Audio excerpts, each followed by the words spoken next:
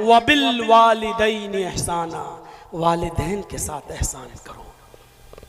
इसमें कोई शक नहीं, तमाम बंदों में सबसे बड़ा हक बाप का, हुकूकुल इबाद में वालिदैन का। और इसीलिए नबी अकरम सल्लल्लाहु अलैहि वसल्लम से जब पूछा जाता था तो आप यही कहते थे कि सबसे बड़ा गुनाह शिर्क बिल्लाह, उसके बाद हुकूकुल वालिदैन, माँ बाप की नाफरमानी करना, माँ बाप को सताना, माँ बाप की नाफरमानी करना। एक मर्तबा तो आपने 3 बार फरमाया, बुखारी की रिवायत, अला उनब्बिउकुम बि अकबरिल कबाइरि सलासन, कुलना बला या रसूल अल्लाह। अल्लाह के नबी ने 3 बार कहा, लोगों क्या मैं तुम्हें सबसे बड़ा गुनाह न बताऊं? क्या मैं तुम्हें सबसे बड़े गुनाहों से बाखबर न कर दूं? अला उनब्बिउकुम बि अकबरिल कबाइर, ये बात 3 बार आपने कही। सहाबा ने फरमाया, बला या रसूल अल्लाह, क्यों नहीं? अय अल्लाह के नबी, हम जानना चाहते हैं कि सबसे बड़ा गुनाह क्या है, हमें बाखबर कीजिए, हमें बताइए कि सबसे बड़ा गुनाह क्या है। आपने फरमाया, अश्शिर्कु बिल्लाह, अल्लाह के साथ किसी को शरीक करना, व उकूकुल वालिदैन, और माँ बाप की नाफरमानी करना। और माँ बाप की नाफरमानी करना ये सबसे बड़ा गुनाह अल्लाह के नबी जनाब मोहम्मद रसूलुल्लाह सल्लल्लाहु अलैहि वसल्लम बयान कर रहे हैं। आप सोचिए कैसी वो औलाद है जो अपने माँ बाप को सताती है। एक सहाबी आए अल्लाह के नबी से, मैं बैत करूंगा जिहाद के लिए। आप सहाबा को जिहाद के लिए लेके जा रहे हैं, मैं भी जिहाद के लिए जाऊंगा। अल्लाह के नबी क्या मैं चलूं? आपने उससे सवाल किया, अहय्युन वालिदाक, क्या ऐ मुआज़ इब्न जबल ला तुशरिक बिल्लाहि शैअन इन कुतिलता हुर्रिकता, ऐ मुआज़ अल्लाह के साथ कभी किसी भी हाल में किसी को शरीक मत करना। इन कुतिलता हुर्रिकता, अगर तुझे कत्ल कर दिया जाए, अगरचे तुझे जला कर राख कर दिया जाए, तुझे जलाकर भस्म कर दिया जाए, तब भी अल्लाह के साथ किसी को शरीक मत करना। वला तउकन्न वालिदैक व इन अमराकन तखरुज मिन अहलिका व मालिक, अगर और अपने माँ बाप की कभी भी नाफरमानी मत करना। वला तउकन्न वालिदैक, अपने माँ बाप की कभी भी किसी भी हाल में नाफरमानी मत करना। अगर तुम्हारे माँ बाप तुम्हें हुक्म दें कि तुम अपना माल, अपने अहल वयाल, अपने बीवी बच्चे और अपना मालो दौलत छोड़कर बेघर हो जाओ, निकल जाओ इस घर से, अगर वो तुम्हें इस बात का भी हुक्म दें, इसके बावजूद तुम अपने माँ बाप की नाफरमानी मत करना। इस हदीस से वालिदैन की अहमियत का अंदाजा लगा सकते हैं आप। माँ बाप के मकाम का पता चलता है। एक और हदीस में अल्लाह के नबी फरमाते हैं, अतिअ अबाक व इन ज़लमका, हर हाल में अपने बाप की इताअत करो, अगरचे वो तुम्हारे ऊपर जुल्म ही क्यों ना कर रहे हो, अगरचे वो तुम्हारे ऊपर जुल्म ही क्यों ना करते हो। मेरे भाइयों, माँ बाप को जुल्म करने की इजाजत नहीं है। माँ बाप को भी हुक्म है कि अपनी औलाद के साथ इंसाफ करें, माँ बाप को भी हुक्म है कि अपनी औलाद का भी हक अदा करें, उनकी अच्छी तरबियत करें, उनकी अच्छी तालीम और तरबियत का इंतजाम करें, दीनदार और नेक लड़की से उसकी शादी कराएं। यह वालिदैन के लिए भी हुक्म है। लेकिन इस हदीस से माँ बाप का पता चलता है उसकी अहमियत का, कि अल्लाह के नबी ने कहा अपने माँ बाप की इताअत करो, अगरचे वो तुम्हारे ऊपर जुल्म कर रहे हो। यानी उनके जुल्म के बावजूद भी अपने बाप को तुम मार नहीं सकते हो, उनको पीट नहीं सकते हो, उनको गाली नहीं दे सकते हो, उनको बुरा भला नहीं कह सकते हो। यह मकाम और मर्तबा है। इमाम बुखारी रहमतुल्लाह अलैह अपनी मशहूर मायादास तसनीफ अल अदबुल मुफरद के अंदर एक वाक़या नकल करते हैं, जरा उस वाक़े को सुनिए। नौजवानों, तुम्हारे मतलब का वाक़या जरा सुनिए, और इसको कोई मामूली शख्सियत बयान नहीं कर रही है, दर्ज नहीं कर रही है, इमाम बुखारी नकल कर रहे हैं अल अदबुल मुफरद के अंदर। हजरत अब्दुल्लाह इब्न अब्बास रज़ी अल्लाह ताला अन्हु के पास एक शख्स आता है और कहता है कि आए अब्दुल्लाह, एक औरत से, एक लड़की से मुझे मोहब्बत थी, लेकिन ये मोहब्बत एक तरफा थी, सिर्फ मुझे थी, उसको नहीं थी। मैंने उस लड़की को निकाह का पैगाम दिया, लेकिन उस लड़की ने मेरे निकाह को ठुकरा दिया, मेरे निकाह को, पैगाम को ठुकरा दिया। मुझे बहुत तकलीफ हुई, लेकिन मैं इंतजार करता रहा कि आज नहीं तो कल मेरी मोहब्बत उसके दिल में जोश मारेगी, एक दिन वो जरूर मेरे साथ निकाह करेगी। लेकिन कुछ दिनों के बाद मैंने सुना कि उस औरत ने किसी दूसरे मर्द के साथ निकाह कर लिया, किसी दूसरे नौजवान लड़के के साथ शादी कर ली और वो उसके साथ रहने लगी। मैंने उसको अपनी इंसल्ट समझा, मैंने इस चीज को अपनी बेइज्जती समझा और आओ देखा ना ताओ तैश में आया और मैंने खंजर लिया और उस औरत के, उस लड़की की तलाश में मैं रहा। और जैसे ही मैंने उसको तन्हाई में पाया, मैंने वो खंजर उसके पेट में मार दिया और उसको कत्ल कर दिया, उसको मार डाला। और मैं 1-2 साल के लिए रफू चक्कर हो गया, भाग गया और मेरा मामला पसे पर्दा रहा, पीठ पीछे रहा। आज तक किसी को पता ही नहीं चल सका कि इसको किसने मारा। वो औरत दफना दी गई।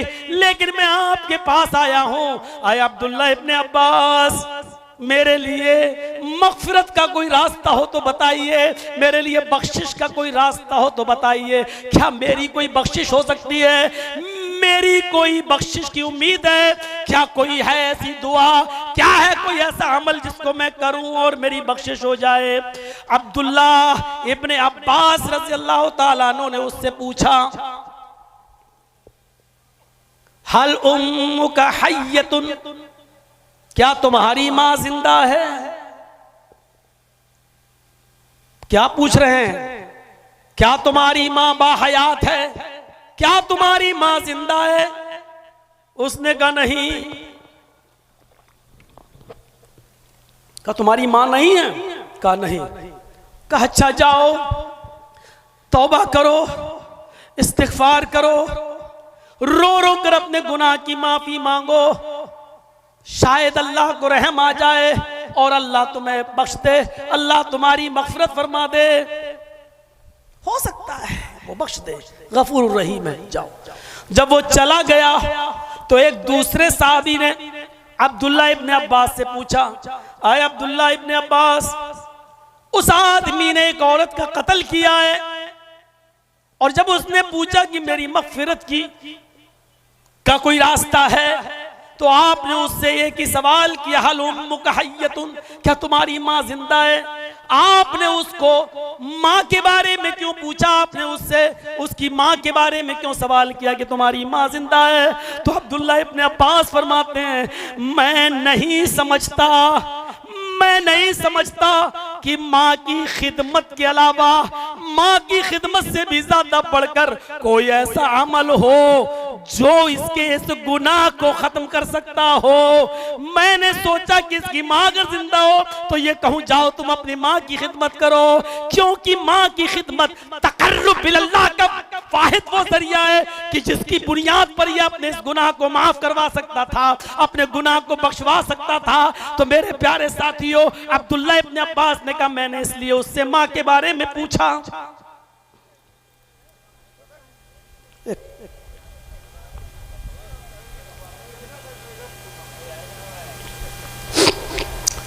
यहां से मां के मकाम और मां के मर्तबे के बारे में जरा अंदाजा लगाइए आप। इमाम बुखारी नकल कर रहे हैं अल अदबुल मुफरद के अंदर, क्या कह रहे हैं कि अब्दुल्ला इब्ने अब्बास ने कहा मैंने इसलिए मां के बारे में पूछा तुम्हारी मां जिंदा है कि मां के साथ अच्छा बर्ताव करना, उसकी खिदमत करना, उसकी इताअत करना, उसकी बात मानना और उसकी खिदमत, ये वाहिद वो जरिया है जो अल्लाह के बहुत करीब कर देता है। अगर उसकी माँ जिंदा होती तो मैं उसको यही हुक्म देता, लेकिन अब माँ जिंदा नहीं है तो फिर मैंने उसको गुनाहों से इस्तिग़फ़ार और तौबा के लिए हुक्म दिया कि जाओ वो करो। माँ के मकाम और मर्तबे को पहचाना। अल्लामा याफ़ई रहमतुल्लाह अलैह की एक किताब है मिरातुल जिनान, उस किताब के अंदर उन्होंने बरामिका के 2 शख्स फजल बरमकी और यहया बरमकी का वाकया नकल किया है। वो बरामिका जिनकी शानो शौकत और सुतुव्वत पूरे ममलकत बगदाद पर छाई हुई थी, जिनका रोब दबदबा बैठा हुआ था, लेकिन जब ममलकत बगदाद के ऊपर खलीफा हारून रशीद का इताब आया तो फजल बरमकी और याह्या बरमकी बाप और बेटे दोनों गिरफ्तार कर लिए गए और दोनों को जेल में डाल दिया गया। फजल बरमकी भी जेल में कैद हैं और उनके बाप याह्या बरमकी भी जेल में हैं। याह्या बरमकी बुजुर्ग हो चुके हैं, बुढ़ापे को पहुंच चुके हैं। फजल बरमकी देखते हैं कि मेरा बाप बहुत बूढ़ा है और जेल के अंदर, कैद खाने के अंदर गर्म पानी का इंतजाम नहीं है। सर्दियों की इन रातों में मेरे बाप को ठंडे पानी से वजू बनाना पड़ता है। तो जानते हो फजल बरमकी क्या करते थे? तांबे के एक लोटे में इशा की नमाज के बाद पानी भर लिया करते थे और उसी तांबे के लोटे को इशा की नमाज पढ़ने के बाद अपने पेट से लगा लिया करते थे कि पेट की गर्मी से सुबह फजर की नमाज के वक्त तक इस पानी में थोड़ी सी गर्मी आ जाएगी, हरारत आ जाएगी। रात भर वो जागा करते थे, सोते नहीं थे कि फजर की नमाज के वक्त में अपने बाप को कदरे गर्म पानी दे दूं। लेकिन जेल में गर्म पानी का इंतजाम नहीं था और उनको दिया भी नहीं जाता था, इसलिए फजल बरमकी तांबे के लोटे को अपने पेट में लगा लिया करते थे और इशा की नमाज से लेकर फजर तक पेट की गर्मी से उस पानी को थोड़ा बहुत गर्म करते थे। सुबह तक थोड़ी सी हरारत उसमें आ जाया करती थी, फौरन वो पानी अपने बाप को पेश कर दिया करते थे और उस पानी से वजू बनाकर उनके बाप याह्या बरमकी अपने बेटे को दुआ दिया करते थे। मुझे बताना यह है कि बाप की खिदमत का मेरे भाइयों ये मौका हर किसी को हर वक्त नहीं मिलता है। खुश नसीब है वो इंसान आखिरी दिनों में और आखिरी अय्याम में अपने बाप की खिदमत में कामयाब हो जाएं और उनकी खिदमत करें। जिसका बाप राजी है और इंतकाल कर गया है इस हाल में कि वो अपने बेटे से खुश है, तो मेरे भाइयों उस बेटे को जन्नत की बशारत दी है जनाब मोहम्मद रसूलुल्लाह ने। लेकिन बाप मर गया और अपने किसी बेटे से नाराज था तो उस बेटे के लिए नमाज पढ़ना, रोजा रखना, ये इबादत है किस काम की? मेरे भाइयों जरा गौर कीजिए कि वालिदैन की खिदमत कितना बड़ा दर्जा रखती है। औलाद के भी हुकूक हैं। कोई ये ना कहे कि वाह साहब मौलाना सिर्फ बाप का ही हक है, औलाद का कोई हक ही नहीं है। औलाद का भी हक है, उसको अच्छी तरबियत दी जाए। तारीख खतीब में खतीब बगदादी रहमतुल्लाह अलैह ने इमाम रबिया का जो वाकया लिखा है वो अहले इल्म से पूछिए। वो इमाम रबिया जो इमाम मालिक रहमतुल्लाह अलैह के भी उस्ताद थे, लेकिन ये अभी छोटे ही थे कि इनके बाप को सफर में जाने की जरूरत पेश आ गई और 20,000 अशरफी अपनी बीवी को देकर चले गए कि खर्च करना, और सफर में चले गए, लंबा सफर, लेकिन उस सफर में कई साल लग गए। बास लोगों ने लिखा है 27 साल लग गए। 27 साल के बाद लौटे तो वो छोटा सा बेटा जवान हो चुका था। घर पे आए, दुआ सलाम हुई, सब कुछ हुई, बेटे को भी देखा इतना बड़ा हो गया है। उस जमाने में दाढ़ियां तो सभी रखते थे, मेरे बेटे की भी दाढ़ी, लेकिन ये नहीं मालूम कि ये इतना बड़ा आलिम और इतना बड़ा बुजुर्ग बन चुका है कि इसके हल्के दर्स में बड़े बड़े उलमा और बड़े बड़े मुहद्दिस बैठते हैं। ये नहीं मालूम था। अपनी बीवी से सवाल करते हैं, बीवी मैं 20,000 अशरफी तुम्हें देकर गया था, तुमने कितना खर्च किया और कितना बचाया? बीवी ने कहा अल्हम्दुलिल्लाह वो हिफाजत के साथ रखी हुई हैं। पहले तुम मस्जिद में तो जाओ, नमाज तो पढ़ो, आओ आपको आज की रात में पूरा पूरा हिसाब दे दूंगी और सब कुछ बता दूंगी। ये इमाम रबिया के बाप जब मस्जिद में जाते हैं, अपने बेटे को देखते हैं कि तमाम बड़े बड़े उलमा उसके इर्द गिर्द बैठे हुए हैं और उससे दर्स हासिल कर रहे हैं, उससे सीख रहे हैं, उनको अपने कलम से नोट कर रहे हैं, जो बयान वो दे रहा है उसके पॉइंट्स नोट कर रहे हैं, उससे मुआनिका कर रहे हैं, मुसाफा कर रहे हैं। ये तो बहुत बड़ा आलिम दीन बन गया है, बहुत बड़ा आलिम है। अपने बेटे को देखकर उनकी खुशी का ठिकाना नहीं रहा। जब शाम को अपने घर आते हैं और अपनी बीवी से जिक्र करते हैं, अल्हम्दुलिल्लाह मेरा बेटा तो बहुत बड़ा आलिम है, बहुत बड़े बड़े उलमा उससे दर्स लेने आते हैं। जैसे ये बयान किया तो उसकी बीवी ने कहा, हाँ आए रबिया के अब्बू, आपको मालूम होना चाहिए, आप जो 20,000 अशरफी मुझे दे गए थे, वो अशरफी मैंने आपके बेटे की तरबियत में, उसको पढ़ाने लिखाने में मैंने खर्च किया है। अब बताइए आपको वो 20,000 अशरफी ज्यादा महबूब है या आपका ये बेटा जो मैंने पाल पोस कर और पढ़ा लिखा कर उसको इतना बड़ा आलिम बना दिया। इमाम रबिया के वालिद कहते हैं नहीं मेरी बीवी मुझे कोई शिकायत नहीं है, वो 20,000 अशरफियां मेरे लिए कोई हैसियत नहीं रखती हैं। तुमने मेरे बेटे की जो तरबियत की है वो काबिल दाद है, उसका मैं एहसान अदा नहीं कर सकता। तुम नहीं जानती हो मेरी बीवी तुमने मुझे कितना बड़ा तोहफा दिया है। तो ऐसी माएं थी। आज की माएं क्या सिखा रही हैं अपनी बेटियों को? वो यूट्यूब पर देख लो, इंस्टाग्राम पे, टिकटॉक पर डांस करते हुए और नाच करते हुए, और ये फख्र महसूस करती हैं आज की अम्माएं कि देखो मेरी बेटी कितना बड़ा कारनामा अंजाम दे रही है, कितना बड़ा कारनामा अंजाम दे रही है। माले हराम खाओगे तो ऐसी औलादें पैदा होंगी। इमाम रबिया के बेटे की तरह नहीं, इमाम रबिया की तरह नहीं मेरे भाइयों, ऐसी औलादें पैदा होंगी जो टिकटॉक पर डांस करेंगी और इंस्टाग्राम पर बगैर दुपट्टे के और शॉर्ट कपड़ों में वीडियो बनाएंगी। ऐसी औलादें पैदा होंगी और आज हमारा मुआशरा ऐसी औलादों को देखकर खुश भी होगा। मेरे भाइयों, हजरत यूसुफ अलैहिस्सलाम के ऊपर कैसा जमाना गुजरा है। कुएं में फेंके गए, निकाले गए, मिस्र के बाजार में बेचे गए, बादशाह मिस्र ने खरीदा, फिर वो वहां परवान चढ़े, बालिग हुए, बादशाह मिस्र की बीवी ने उनके ऊपर गलत नजर डाली और उसके बाद उनको अपने गल्लक़तिल अब्वाब, सारे दरवाजे बंद कर दिए, उनको अपनी तरफ बुलाया, माइल किया, लेकिन वो बचे रहे, उनके शिकंजे में नहीं आए। दरवाजा खुला तो सामने बादशाह खड़ा है, इल्जाम लगाया, जेल में गए, 7 साल की सजा जेल में भुगती, बिल आखिर मिस्र के बादशाह भी बनाए गए। गौर करो इतने मरहलों से गुजरे और यहाँ बाप याकूब का हाल यह है कि अपने बेटे की जुदाई में रोते रोते, आंसू बहाते बहाते नाबीना हो गए। अल्लाह के सामने फरियाद करते रहे, अल्लाह मेरा बेटा, अल्लाह मेरा बेटा। एक लंबी मुद्दत के बाद जब यूसुफ अलैहिस्सलाम बादशाह बनाए गए तो उन्होंने अपना एक कासिद भेजा अपने बाप के पास और अपनी कमीज देकर भेजा कि ये मेरे बाप याकूब को दे देना, वो सब कुछ पहचान जाएंगे। जब यूसुफ का भेजा हुआ कासिद जब याकूब के पास आता है, याकूब अलैहिस्सलाम को कमीज देता है, याकूब अलैहिस्सलाम ने उस कमीज को देखकर कहा ये तो मेरे बेटे की कमीज है। सब कुछ याद आ गया, ये नहीं पूछा आए कासिद मेरा बेटा किस हाल में है, मेरा बेटा कहाँ है। हजरत याकूब ने जो बात कही, तफसीर इब्न कसीर और तफसीर मालिम तंजील में ये वाकया देखा जा सकता है।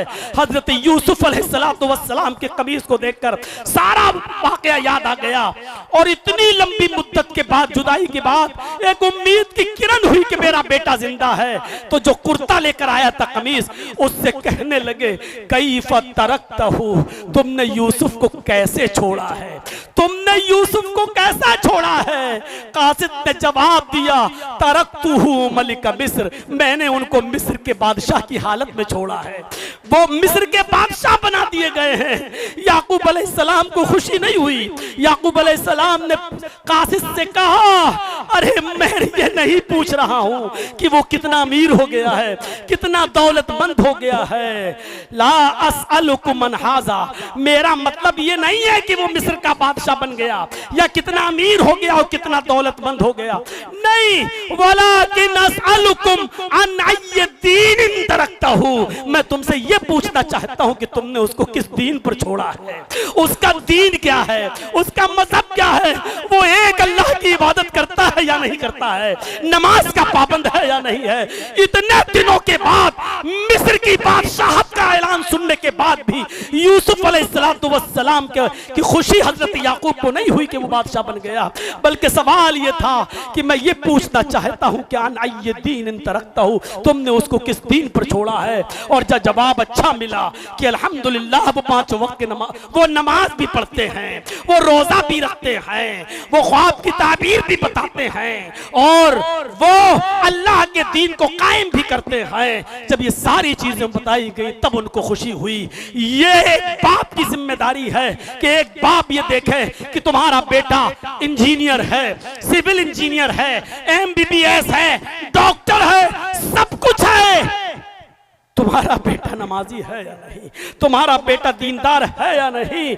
हजरत इब्राहिम अलैहिस्सलाम ने जब अपनी औलाद को, इस्माइल को और हाजरा को जब बेआबो गयाबादी में छोड़ा और जब चले गए दूर, तो यही कहा, रब्बी इन्नी अस्कन्तु मिन ज़ुर्रियती बिवादिन गैरि ज़ी ज़रा रब्बना लियुकीमुस्सलाह। आय अल्लाह, मैंने अपनी बीवी बच्चों को, अपनी आल औलाद को, आय अल्लाह, मैंने एक गैर जी जरा, एक बियाबान वादी के पास छोड़ा है। रब्बना लियुकीमुस्सलाह, आय अल्लाह, मैंने वहां इसलिए छोड़ा ताकि वो नमाज कायम करें, ताकि वो नमाज के पाबंद हो जाएं। एक बाप की जिम्मेदारी यह है। आपने अपने बेटे को इंजीनियर बनाया, आपने अपने बेटे को डॉक्टर बना लिया, आपने अपने बेटे को MBA करा लिया, CA करा लिया, सब कुछ करा लिया, मुबारक हो आपको कि बहुत बड़ा आदमी बना दिया। लेकिन आपने अपने बेटे को अगर नमाजी ना बनाया, आपने अच्छी तरबियत नहीं दी, तो आप नाकाम है। ऐसी औलाद जो आपकी कब्र पे खड़े होकर यह न कह सके कि अल्लाहुम्मा अग़फ़िर लहू वरहमहू वआफ़िही वअफ़ू अन्हू वअकरिम नुज़ुलहू वस्सिअ मुदख़लहू वग़सिलहू बिलमाई वस्सल्ज वलबरद।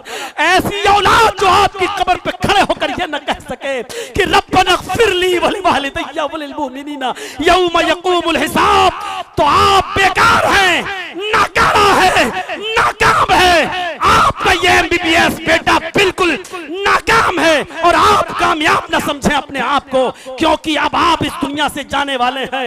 मैंने अपने बाप की मौत को जितने करीब से देखा है, शायद किसी बेटे को इतने करीब से देखने का मौका मिला हो कि आखिरी वक्त है, मुझे पकड़े हुए हैं मेरे बाप, और मुझसे मैंने कहा कि मैं थोड़ा सा अभी जाता हूं, घर तक होके आता हूं, हाथ नहीं छोड़ रहे हैं। मैंने कहा आवाज बंद, कोई चीज उनकी जबान से नहीं निकल रही। मैंने कहा अब्बू आज जुमा है, जरा नहाने जा रहा हूं, जुमा पढ़ाना है। हाथ छोड़ दिया है। मैंने वो करीब से देखा है रूह को निकलते हुए। मेरे प्यारे साथियों, मेरे भाइयों, वो बाप कितना खुश नसीब है कि जो ऐसी औलाद को छोड़ के जाए जो उसके लिए दुआ करे, क्योंकि अल्लाह के नबी ने यही तो फरमाया था कि इंतकाल के बाद अमल का सिलसिला मुनक़ता, इज़ा मातल इंसान फनक़ता अन्हु अमलुहु, सारे अमल का सिलसिला मुनक़ता इल्ला बिसलास, सिर्फ 3 चीजें, इल्ला बिसदक़तिन जारिया, सदका जारिया, और उन 3 चीजों में एक नेक औलाद जो अपने बाप के लिए दुआ करे। यहाँ खड़े हैं जितने लोग बैठे हैं, क्या उनको ये दुआएं याद हैं? क्या वो अपने बाप के लिए ये दुआ कर सकते हैं? अल्लाहुम्मा अग़फ़िर लिवालिदी वरहमहू वआफ़िही वअफ़ू अन्हु वअकरिम नुज़ुलहू। क्या वो ये दुआ कर सकते हैं कि अल्लाहुम्मा इन्ना हाज़ा अबी फ़ी ज़िम्मतिक व हब्ल मिन जवारिक? क्या ये दुआएं उनको याद हैं? फ़क़ही मिन फ़ितनतिल क़ब्रि व अज़ाबिन नार, अल्लाह इनको कब्र के फितने से बचा, इनको अज़ाब कब्र से महफूज फरमा। मेरे भाइयों, ये दुआ तो आप अपनी ज़बान में कहते हो कि अल्लाह मेरे बाप को बख्श दे, अल्लाह मेरे बाप की मग़फ़िरत फरमा। अरे वो दुआएं याद करो जो जनाब मोहम्मद रसूलुल्लाह खुद सिखा कर गए हैं और खुद दुआएं मांगा करते थे। उन दुआओं को याद करो। एक बाप बहुत कामयाब है कि उसने अपने बेटे को इंजीनियर बना लिया, बहुत कामयाब है कि उसने अपने बेटे को सब कुछ बना लिया, लेकिन कितना नाकाम है कि वो अपने बेटे को ये दुआएं याद नहीं करा सका और दीन की तालीम और तरबियत नहीं दे सका। मेरे भाइयों, वो बाप कितना नाकाम इंसान है जो इस दुनिया से इस हाल में जाता है। हुकूक अदा करो। वबिज़िल क़ुरबा, फौरन कहा वालिदैन के बाद वबिज़िल क़ुरबा, क़राबतदारों का ख्याल रखो, उनके साथ भी हुस्न सलूक करो। इमाम बुखारी ने अल-अदबुल मुफ़रद में एक और वाक़या नकल किया है। अबू हुरैरा जब ताइफ गए तो लोगों ने उनसे कहा कि बहुत दिनों के बाद आप आए हैं, कोई हदीस सुनाइए जो अल्लाह के रसूल से सुनी हो। अबू हुरैरा ने फरमाया आज मैं थका हुआ हूँ, कल बताऊंगा इंशाअल्लाह। दूसरे दिन महफिल जमा, जैसे आपके यहाँ कोई बड़ा आलिम आ जाए तो आप पहले से जुमे में भर देते हैं मस्जिद, ऐसे ही अबू हुरैरा आए हैं, पूरा ताइफ के लोगों ने मस्जिद भर दी। अबू हुरैरा फरमाते हैं कि आप लोग अल्लाह के रसूल की कोई हदीस सुनना चाहते हो? फरमाया हाँ। फरमाया मेरी एक शर्त है, ये शर्त अगर मौलाना जर्जीस लगाते तो कितने लोग बचेंगे यहाँ पर? शर्त है। पूछा लोगों ने क्या शर्त है? फरमाया कि मैं दर्स दूंगा, मैं नबी की हदीस सुनाऊंगा, लेकिन मेरी शर्त यह है कि अगर इस महफिल में, इस मस्जिद के अंदर अगर एक भी आदमी ऐसा बैठा हुआ हो जो अपनी खाला, जो अपने किसी रिश्तेदार से नाराज हो, जो अपने किसी रिश्तेदार से नाराज हो, वो इस मस्जिद से चला जाए। बस पूरी मस्जिद में एक आदमी उठा, नौजवान मस्जिद के बाहर निकल के कहता, अबू हुरैरा अभी दर्स मत देना, मेरी खाला मुझसे नाराज हैं, मैं जा रहा हूं, अभी माफी मांग कर आता हूं, जब तक मैं ना आ जाऊं दर्स नहीं देना, ये दर्स मुझसे छूट जाएगा। कि जाओ, मैं इंतजार कर रहा हूं।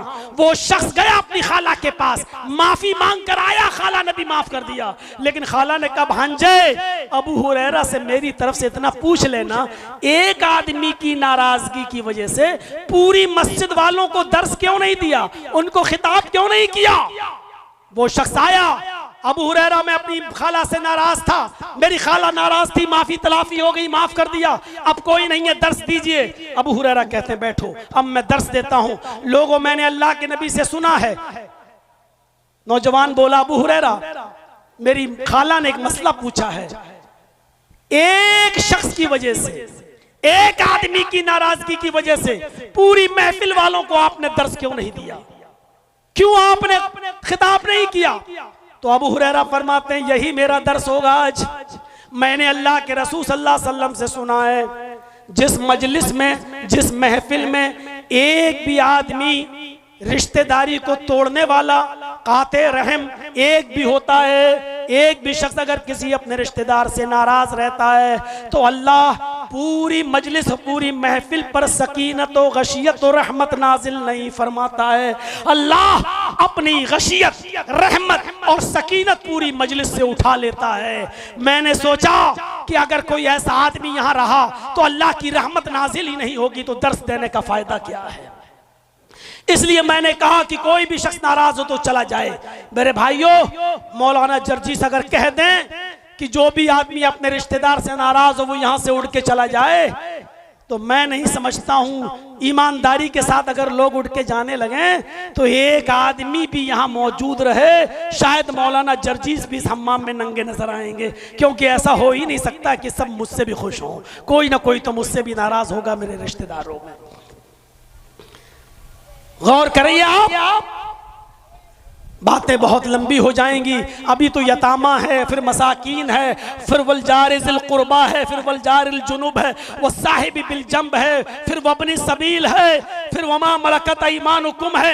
मैंने शुरू ही में कहा था कि शायद आज मैं पूरा खिताब इस आयत पर न दे सकूं और पूरी बातें पेश ना कर सकूं। 2 घंटे का, 1.5 घंटे का ये खिताब मेरे भाइयों काफी है। अगर कल बहराइश में प्रोग्राम ना होता तो मैं थोड़ा टाइम और लेता आपका, अभी निकलते निकलते भी आधा घंटा लग ही जाएगा, क्योंकि कमेटी वाले भी अपना हक अदा करेंगे, ले जाएंगे, बिठाएंगे, फिर बेचारे हमें वहां तक छोड़ेंगे। तो हम इन्हीं बातों पर इक्तिफा करते हैं। पूरे खिताब का लब्बे लुबाब सिर्फ यह है कि अल्लाह के हक की अदायगी के साथ साथ हुकूकुल इबाद बहुत जरूरी है, और अल्लाह अपने हक में हुई कमी को माफ कर सकता है, लेकिन बंदों के हुकूक में कमी हुई तो अल्लाह माफ नहीं करेगा। मेरे प्यारे साथियों, हक अदा कीजिए, जमीन और जायदाद का बंटवारा सही तौर पर कीजिए, किसी पर जुल्म मत कीजिए। अल्लाह से दुआ है कि बार अल्लाह हमारी खताओं को माफ फरमा दे, हमारे गुनाहों को बख्श दे, हम जमीन मुसलमानों पर रहम फरमा। आय अल्लाह हमें बंदों के हुकूक अदा करने की तौफीक अता फरमा, रिश्तेदारों के हुकूक अदा करने की तौफीक अता फरमा, हुकूकुल ज़ौजैन अदा करने की तौफीक अता फरमा, हुकूकुल वालिदैन वल औलाद अदा करने की तौफीक अता फरमा, और जितने भी बंदों की किस्में हैं हमें एक दूसरे के हक को समझने की तौफीक अता फरमा। इलाहुल आलमीन, जब तक तू हमें जिंदा रख, इस्लाम पे जिंदा रखना, और जब हमारा खात्मा हो तो ईमान पर हमारा खात्मा फरमाना। वमा अलैना इल्लल बलागुल मुबीन व आखिरु दावाना अनिल हम्दुलिल्लाहि रब्बिल आलमीन। अस्सलामु अलैकुम व रहमतुल्लाहि व बरकातुहू।